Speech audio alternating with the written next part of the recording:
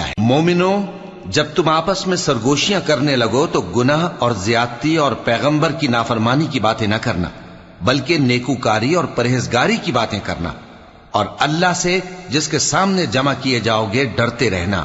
منافقوں کی سرگوشیاں تو شیطان کے اکسانے سے ہیں، جو اس لیے کی جاتی ہیں کہ مومن ان سے رنجیدہ ہوں، مگر اللہ کے حکم کے سوا ان سے انہیں کچھ نقصان نہیں پہنچ سکتا۔ تو مومنوں کو چاہیے کہ اللہ ہی پر بھروسہ رکھیں۔ مومنوں، جب تم سے کہا جائے کہ مجلس میں کھل کر بیٹھو تو کھل کر بیٹھا کرو، اللہ تم کو کشادگی بخشے گا، اور جب کہا جائے کہ اٹھ کھڑے ہو تو اٹھ کھڑے ہوا کرو۔ جو لوگ تم میں سے ایمان لائے ہیں اور جن کو علم عطا کیا گیا ہے، اللہ ان کے درجے بلند کرے گا، اور اللہ تمہارے سب کاموں سے واقف ہے۔ مومنوں، جب تم پیغمبر کے کان میں کوئی بات کہو تو بات کہنے سے پہلے مساکین کو کچھ خیرات کر دیا کرو، یہ تمہارے